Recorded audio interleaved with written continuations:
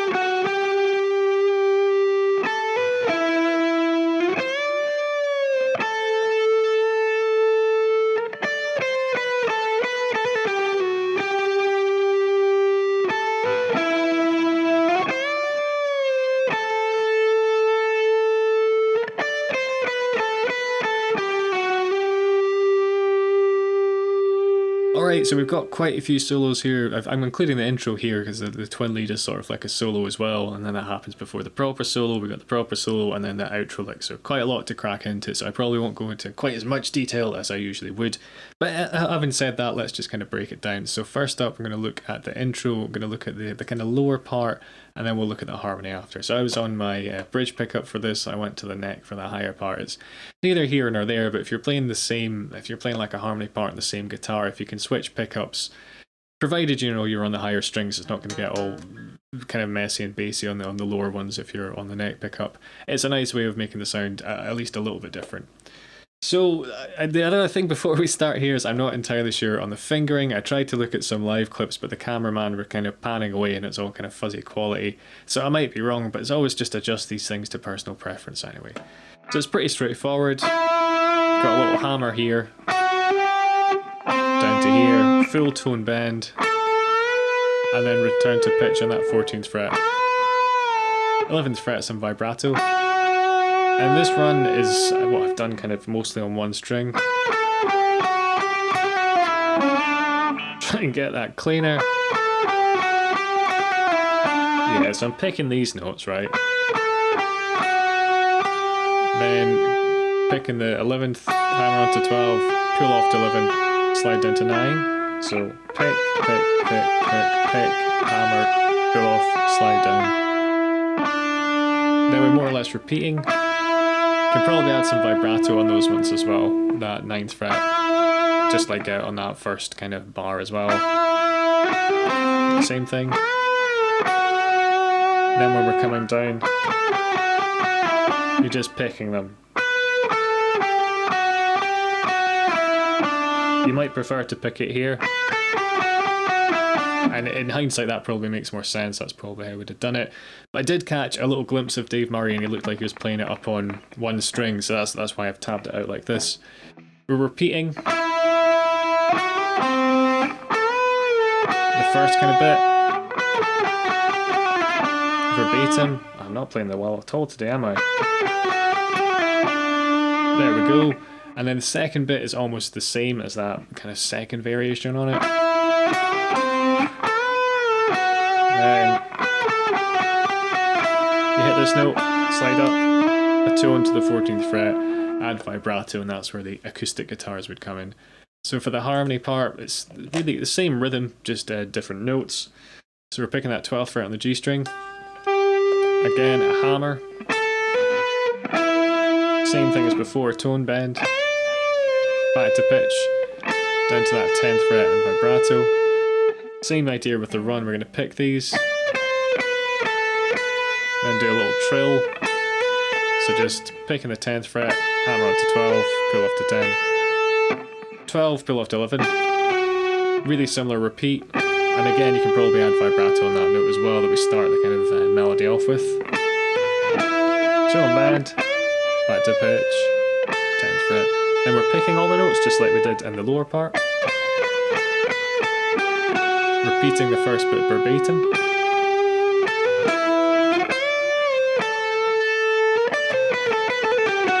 Second time, well, fourth time round, is almost the same as the second. So we're picking all the notes again. Pick this one, and then just slide up the semitone to that 12th fret. If you really like the Maiden harmony sound, or you want to write like Maiden, you can find out how to with a video tutorial with the eye up there. But yeah, this Janick solo, I've really not covered enough Janick on my channel. I think this is the first thing of his I've probably done, which that's quite terrible. And loads of Dave Murray stuff, which you can get again with the eye up there. But this is a total side note. This is the first solo that I played way back in my formative years, where my mate who was a drummer actually thought, he was like, oh, that's the most impressive thing you've played, because I could actually get it sounding relatively like the thing. Most of the solos I tried to play were so far out of my wheelhouse that it was just kind of slop. But he was like, yeah, that was like the best thing you could play. So this is a solo I tried to kind of thrust upon newer players, or maybe players that are just feeling their way into the lead environment, because it sounds cool and it's not too difficult to do. I will dive into the nuances and what make it sound more Janick as we go, but again, I'm going to try and keep this a bit briefer.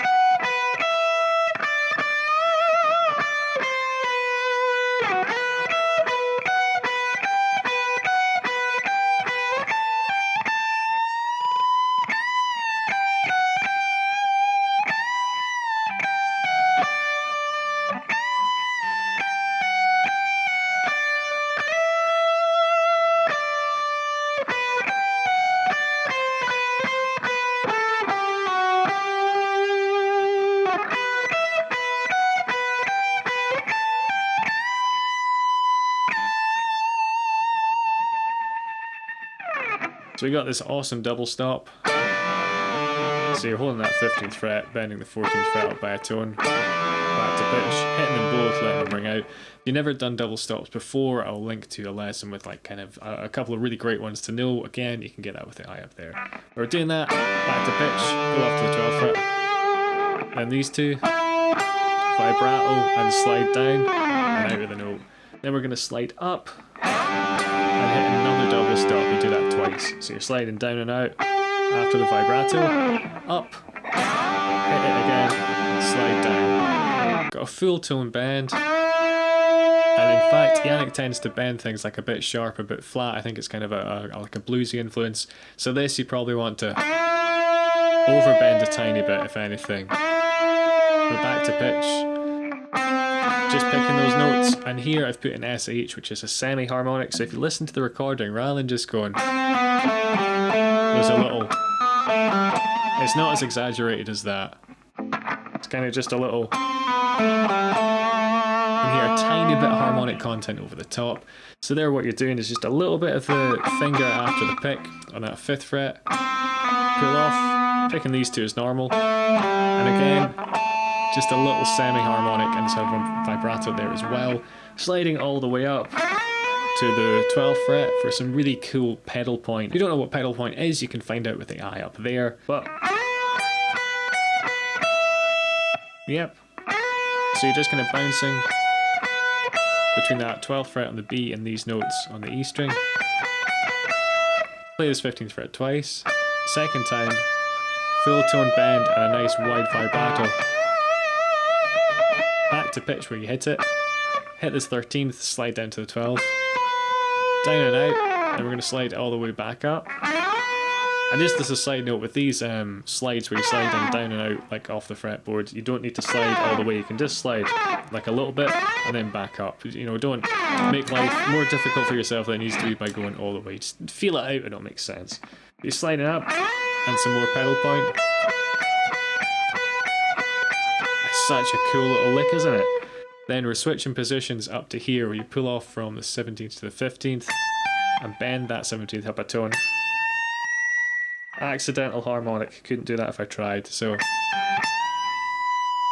what I thought this lick used to do when I first learned it, and I don't know how I remember this, because this must be about, I don't know, close to 2 decades ago that I last tried to learn it. But I was playing it like doing this stretch here, but on second, like a much closer listening, it sounds like he's moved to there. Then we've got the next theme. So we got this tone bend,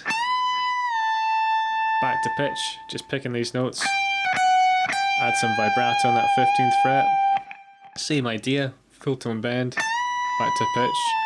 Then you pick this 15th fret and slide down to the 14th. So it's these like subtle variations in his playing that make it quite so vocal. Then we're down to that 15th fret, adding vibrato, so far that bar.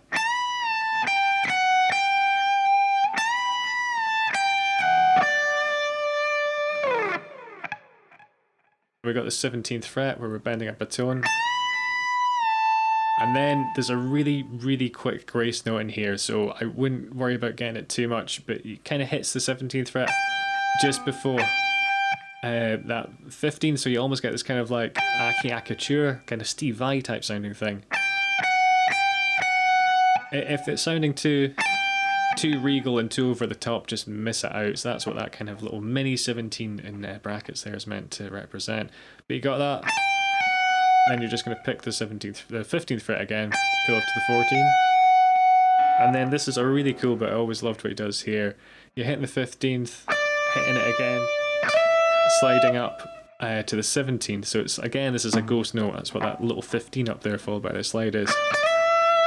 And what you do here, this is like some Janick magic.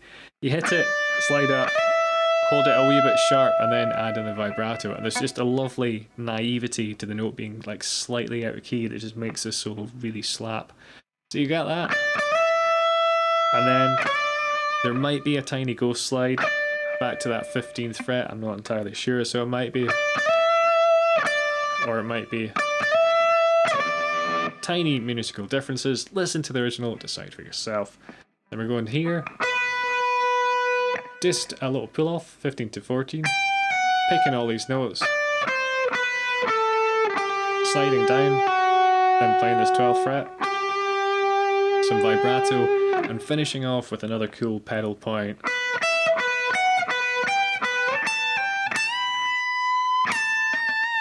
So it's the same idea as before that. Position shift.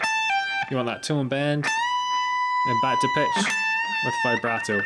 And again, this bend, you can probably get away with, I overdid it there, you can get away with it being a bit sour, either a bit flat or a bit sharp. It's just these lovely little nuances where you can get away with the microtonal playing. Alright, I'm going to talk about these nuances as I play through it, just as a final recap. So we've got that double stop, vibrato, slide down, sliding back up, hitting it once more, and back down. Tone bend that can be a bit sharp.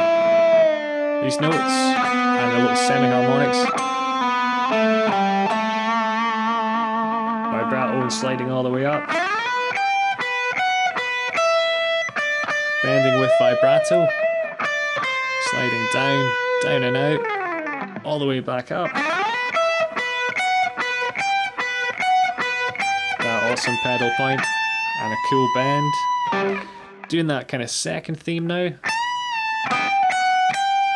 Vibrato, the little slide, more vibrato, little apertura, a cool quarter tone out of tune thing.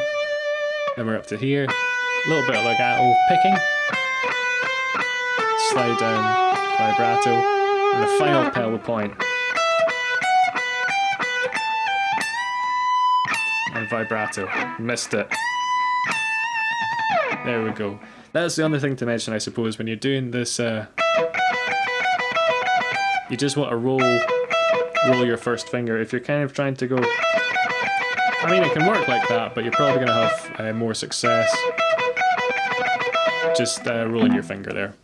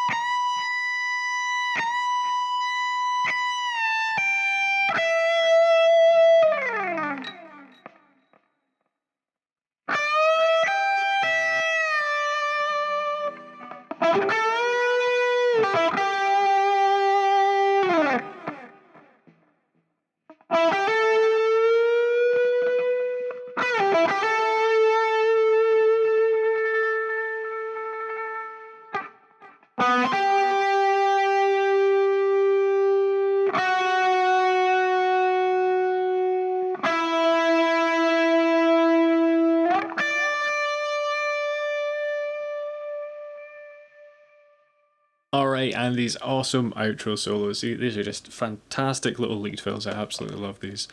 So you're starting on the 4th beat of the bar. We're going to bend this, a total of 5 times by tone. Back to pitch and pull off to that 15th fret on the last time. Then resolving down to the 17th fret on the B. Sliding down and out. So you got that. Really blues infused licks. So this one, you're bending that up a tone, letting it bleed into that 15th fret on the E string, then kind of muting it just as you hit it to come back down. And here I've put a crosshead note in, but it might be this 14th fret on the D string. So this is one of the ones you can probably play intuitively more than try to break down every kind of detail, provided you've kind of listened to a bit of blues and do a bit of lead playing. But you either playing that 14th fret or just kind of raking into the 12th fret on the G, hammering on, bending up by a tone, back to pitch, pulling off that 12th fret, just picking these 2 notes, some vibrato, And then sliding out of that 12th fret on that would be the add of 2. 1, add, 2, add. Then a really similar thing.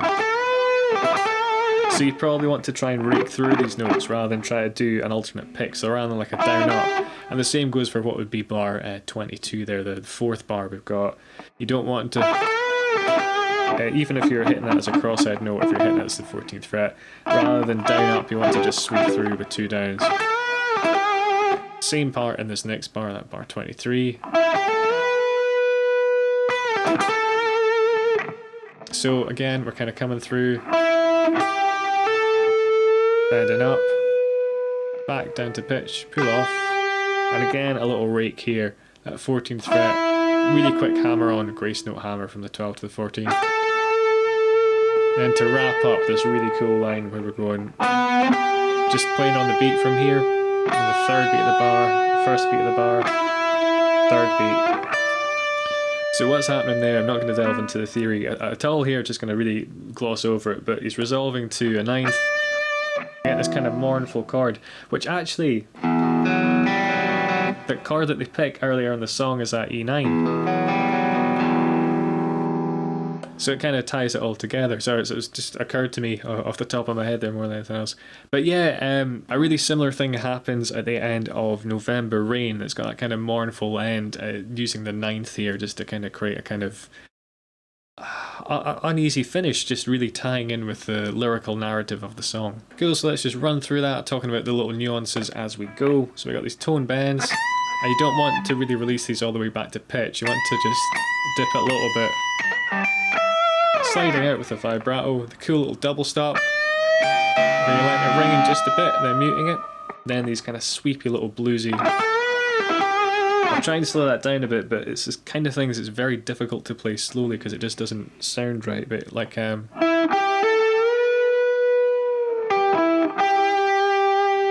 you're just kind of raking through. Yep. Then the really similar thing in the next bar. So that one's slower.